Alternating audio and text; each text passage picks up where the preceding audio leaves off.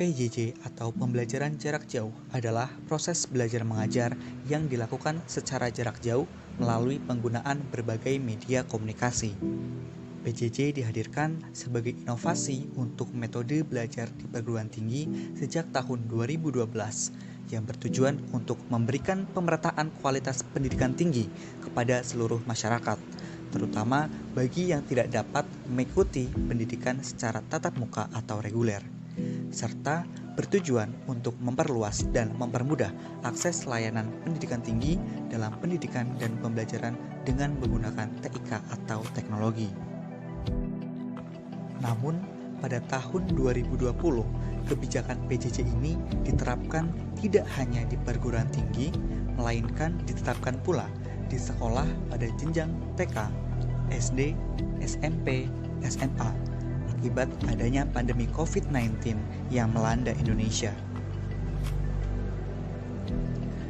Berdasarkan Surat Edaran Nomor 4 Tahun 2020 yang dikeluarkan Kemendikbud pada 24 Maret 2020, proses belajar mengajar diubah menjadi pembelajaran daring atau jarak jauh untuk menghindari penularan COVID-19 semakin meningkat. Pandemi yang melanda sepanjang 2020 juga membawa dampak bagi mahasiswa dan pelajar yang kini melakukan pembelajaran secara daring.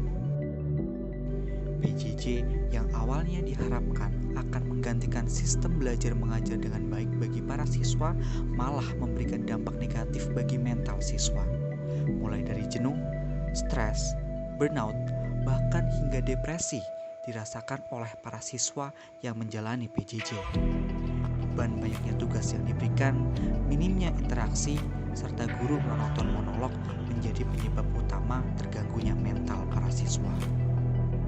Dalam survei yang dilakukan oleh Komisi Perlindungan Anak Indonesia di 20 provinsi dan 54 kabupaten kota melibatkan 1.700 responden, didapatkan hasil yang mengejutkan, di mana 73,2% siswa terbebani akan tugas sekolah yang diberikan, serta 77,8% siswa kelelahan mengerjakan tugas yang dituntut guru dikerjakan dalam waktu yang singkat.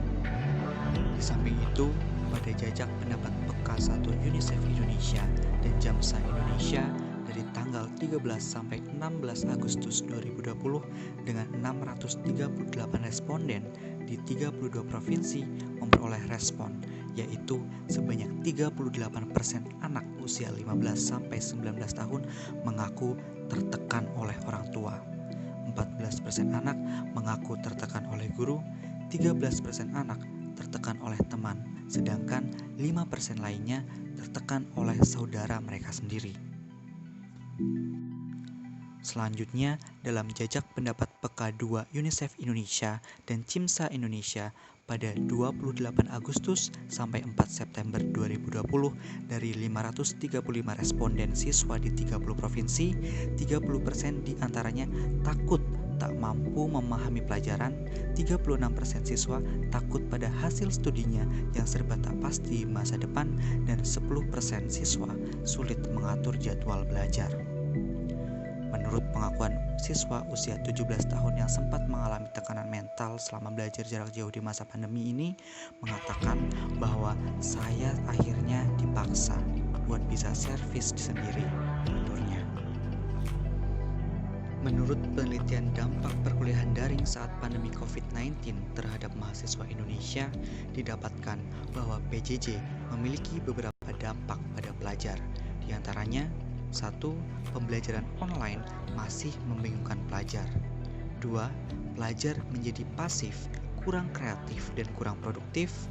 3. Kumpulan informasi atau konsep yang didapat menjadi kurang bermanfaat. 4. Peningkatan kemampuan literasi bahasa bagi pelajar. Dan terakhir, yang berdampak pada kesehatan mental pelajar, yaitu pelajar mengalami stres. Hasil survei menunjukkan bahwa 58% anak memiliki perasaan tidak menyenangkan selama menjalani pembelajaran dari rumah. Selain meningkatkan tingkat stres anak, PJJ juga memicu adanya kecemasan dan tekanan bagi beberapa mahasiswa pada berbagai universitas.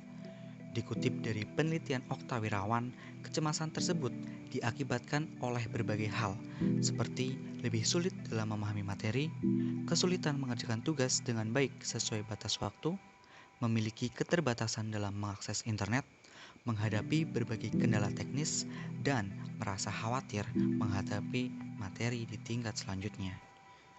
Menurut hasil penelitian gambaran psikologis mahasiswa dalam proses pembelajaran jarak jauh, ditemukan data bahwa kecemasan dan stres merupakan permasalahan psikologis yang banyak diidap oleh mahasiswa selama masa pandemi ini. Faktor-faktor yang biasanya memicu munculnya rasa kecemasan dan stres adalah tekanan akademis yang dialami oleh mahasiswa, kendala keuangan, dan kurang beristirahat. Mungkin dari aku sendiri kayak jadi kurang paham gitu materinya gimana, soalnya kalau di kelas kan lebih fokus gitu ya, lebih menatap dosennya dengan langsung gitu kan. Kalau di itu tuh, kalau di rumah tuh kayak ada faktor-faktor lain kayak ngantuk dan lain-lain. Jadi itu sih kurang efektif. Rasain sedih sama aneh sih. Kalau sedihnya mungkin karena biasanya kan ketemu teman-teman gitu kan, sekarang ketemunya pun hanya dalam virtual gitu, nggak langsung. Terus kalau anehnya yang biasanya kita sekolah nih datang ke sekolah terus langsung diajarin tatap muka. Terus dengan pandemi ini kita diharuskan untuk belajar di rumah dengan virtual, dan itu rasanya aneh aja sih. Selain lebih efektif, pasti ada negatifnya juga kan. Sisi positif yang aku rasain dari PJJ ini, satu, lebih efisien waktu. Kita nggak perlu datang ke sekolah atau pulang ke sekolah ngabisin waktu, ngabisin uang.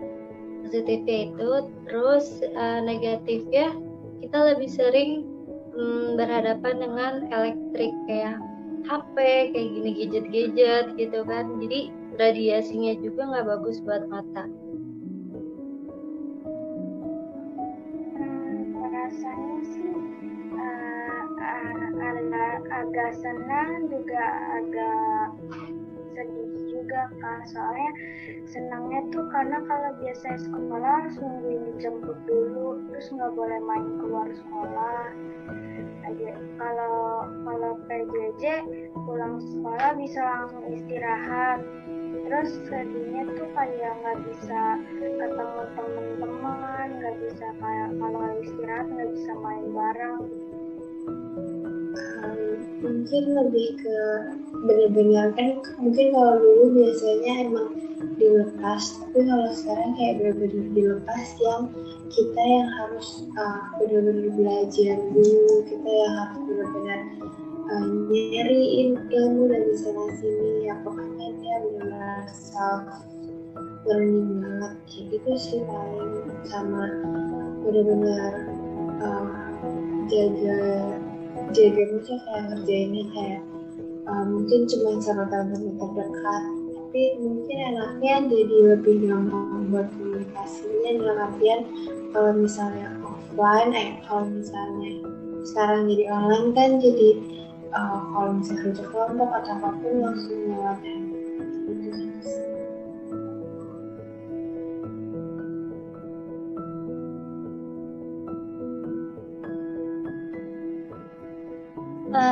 Merasa bosan karena tidak bisa bertatap muka belajarnya,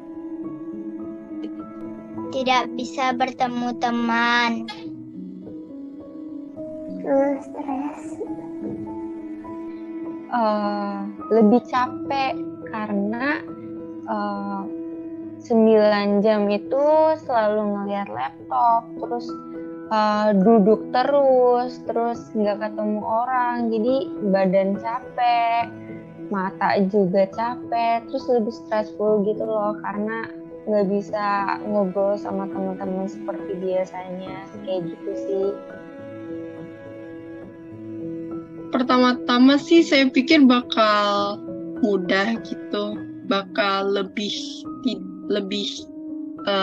tidak buru-buru gitu-gitu. Tapi ternyata itu malah lebih stres gitu. Soalnya tugas online lebih banyak, juga kadang internet koneksi saya tidak jelek gitu. Dan kadang laptop saya error, jadi kadang ada yang terhalang pembelajaran saya.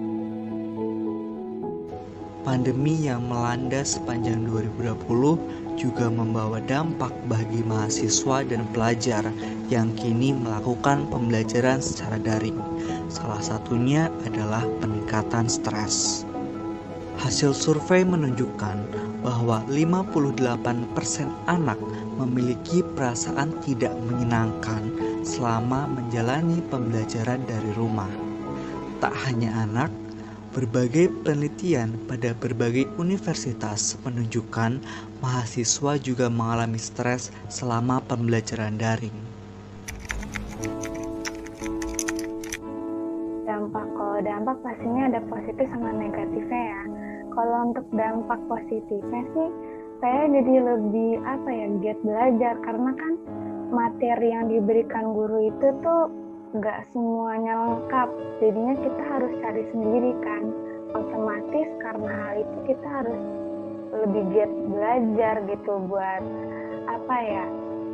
menyamakan materi lah, menyamakan pelajarannya. Terus kalau misalnya untuk dampak negatifnya itu sih stres ya, karena tugas yang diberikan sama guru itu jumlahnya tuh nggak sedikit, banyak, dan materinya itu tuh nggak seimbang sama tugasnya, jadinya kita bisa tertekan kalau ngerjain tugas gitu.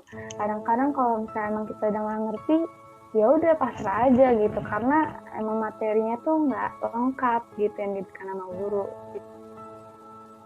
Kalau secara kesehatan fisik sih kayaknya nggak ada ya, kayak sama ini mungkin karena di rumah aja juga jadi ya pasti istirahatnya cukup lah setidaknya, dan bisa olahraga dan sebagainya. Tapi kalau misalnya ditanya mungkin kalau kesehatan mental agak karena itu sih, karena banyak perubahan adaptasi jadi itu sempat ya agak menyesuaikan kayak gitu aja sih. Ini sebenarnya nggak banyak sih dampak kayak biasa aja gitu. Tapi mungkin karena terlalu banyak di depan layar gitu ya, jadi agak sering pusing gitu, karena geraknya kurang kali ya, jadi makin capek gitu. Lebih capek.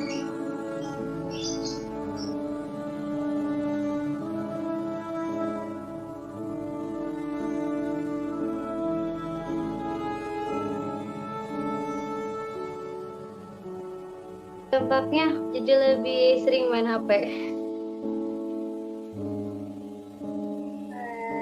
Pertama juga kurang fokus ya, karena soalnya kamar aku sama abang sebelahan, jadi kadang suka berisik-berisik gitu.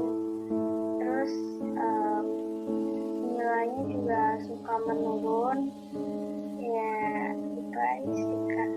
Ada biasanya kan kalau di sekolah kan belajarnya bareng guru, sekarang harus belajar sendiri, cari-cari sumber sendiri buat nambah-nambah ilmu sama pengetahuan.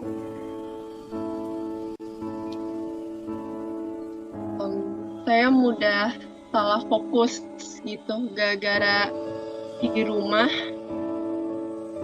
sama di kamar kan suasananya nggak kayak di sekolah, jadi makanya saya suka salah fokus.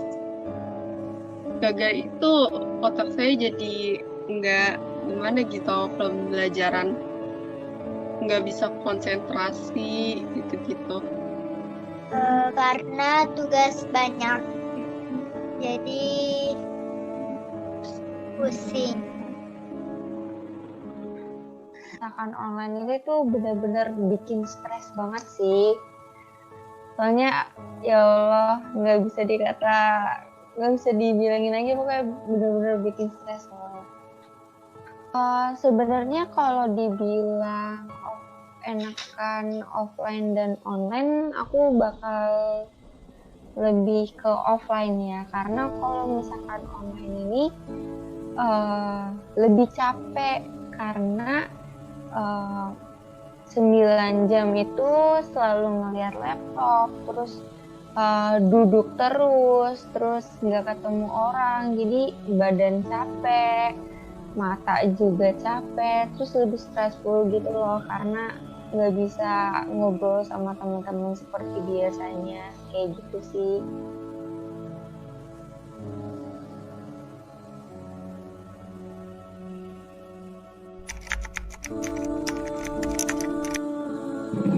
Membosankan. Membosankan. Menyebalkan. Susah. Melelahkan. Capek. Online.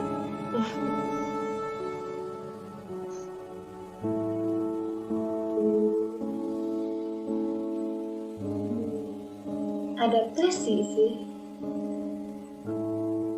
Udah satu kata dari aku, semangat deh.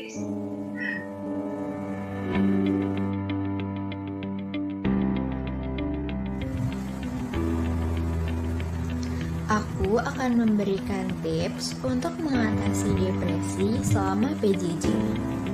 Tips yang pertama dari seorang psikolog, yaitu Ibu Deswalita Erianti, dalam sebuah webinar dampak psikologis pandemi COVID-19 bagi siswa yang diadakan oleh Direktorat Guru dan Tenaga Kependidikan, Pendidikan Menengah, dan Pendidikan Khusus.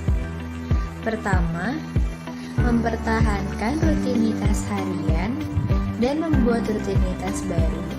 Yang kedua, berdiskusi tentang COVID-19 dengan jujur dan dengan bahasa yang mudah dimengerti. 3. Mendukung belajar di rumah dan tetap ada waktu untuk bermain. Yang keempat, membantu mencari cara positif bagi anak untuk mengungkapkan perasaan. Yang kelima, membantu tetap bersosialisasi dengan teman dan keluarga secara online. Yang keenam, memastikan tidak menghabiskan waktu dengan gadget.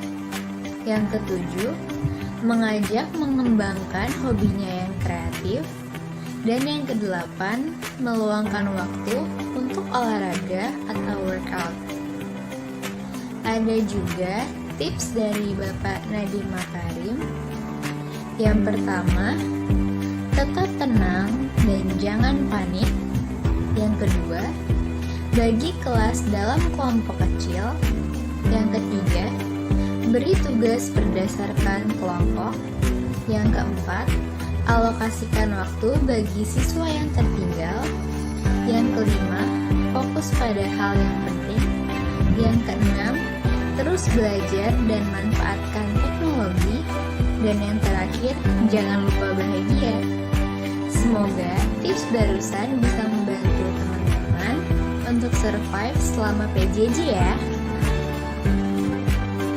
Adanya pandemi tentu membuat banyak perubahan baru dari hidup kita.